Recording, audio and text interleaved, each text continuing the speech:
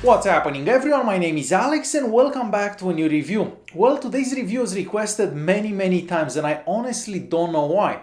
So this is the Cubot Magic, a budget phone that costs somewhere around $90. The phone reminds me a lot of a Samsung Galaxy S7 Edge but smaller and thicker, and that's mostly because the glass covering the screen has curved edges.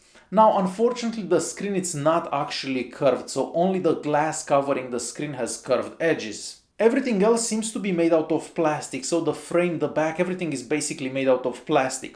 The plastic back is also removable and that gives us access to the two SIM card slots, the SD card slot and of course the 2600 mAh battery.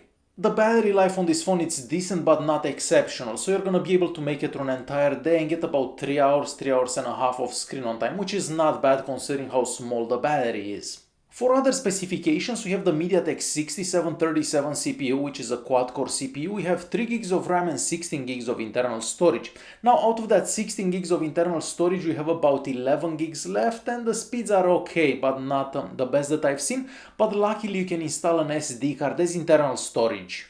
On the front of the device and starting all the way at the top, we have a 5 megapixel front-facing camera. We also have the speaker, the flash and a notification light, and we don't usually get notification lights for this price range. Now the quality from that front-facing camera, it's average, so if you have plenty of light the pictures will turn out okay, but as soon as you don't have enough light the pictures turn out quite blurry. The 5-inch IPS screen has a resolution of 720p, but considering the small size, that's not a big issue. However, the colors are nice and vibrant, the viewing angles are also great, and the screen seems to get bright enough so you can actually see the phone outside. But keep in mind, there is a lot of glare and reflection. The screen sensitivity is decent, but not the best that I've seen, so every now and then, whenever you're typing or playing games or something like that, you may have to touch the screen the second time for the screen to register. We also have a 3.5mm audio jack at the top of the device, and even though the sound is quite loud, it doesn't have that much bass. Next to that we have the micro USB charging port, and it takes about 2 hours and 10 minutes to fully charge this phone, but unfortunately the phone doesn't seem to support OTG. And moving all the way to the bottom of the device, there you're gonna find the speaker and the microphone. The speaker is just average, so nothing exceptional about it. Another interesting thing about this phone, mostly considering the low price, is the fact that we have 2 cameras on the back. But we've seen phones with 2 cameras on the back many times from China, and unfortunately they're not that great. Well, this is kind of like that. The camera app is quite simple but with enough settings for a phone in this price range. Now keep in mind the camera app it's not the fastest, so you always have to keep your hand very steady when taking pictures because it takes a while to take pictures.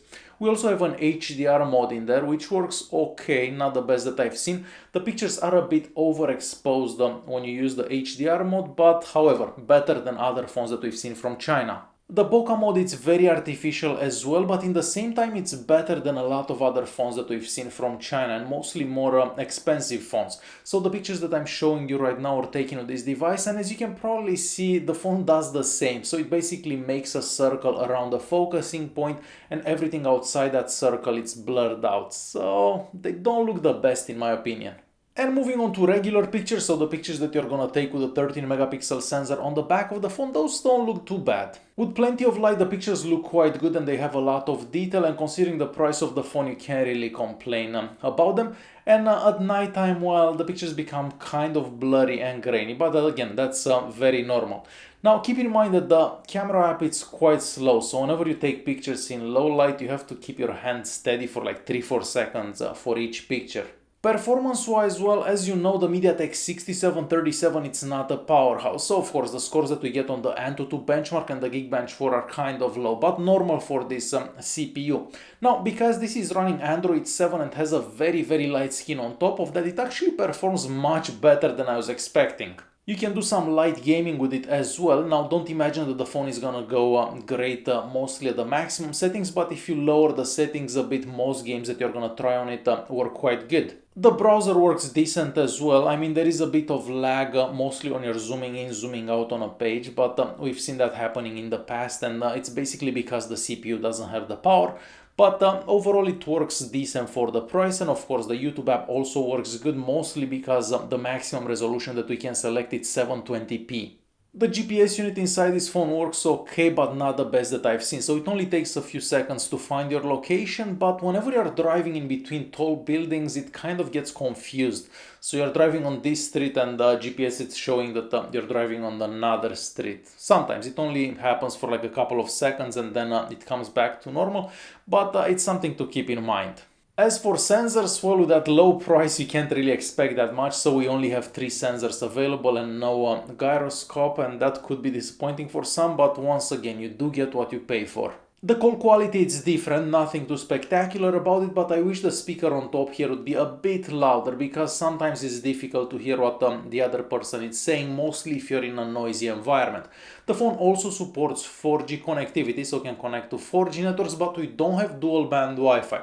However, the speeds that I got over Wi-Fi and the 4G network are appropriate. What I like about the phone is the fact that the UI is very close to stock Android, so they didn't try to improve it like we see from a lot of other Chinese manufacturers, and that's a great thing because scrolling in between screens, opening apps, closing apps, it's done in a decent enough time. I mean, you're gonna be limited by that MTK 6737, but it's quite normal. Multitasking also works good and better than a lot of other phones in the exact same price range, and I'm very happy to see that they haven't included any of those added features that we see from a lot of cheaper phones. So the phone is nice and simple. So I may have been a bit harsh on the phone throughout the review, and I didn't really take into consideration the low price. So for this low price, the phone does offer decent value. I mean, we don't get the best screen out there, we don't get the best camera, but it all comes down to the price and what you can expect for that price. And for this price range, I believe that the phone does offer very good value. So if you only have 90 bucks, this could be a good phone to buy. Alright guys, hopefully you enjoyed this video. If you did like it, press that like button. Don't forget to subscribe and I'll see you in the next one. Thanks for watching.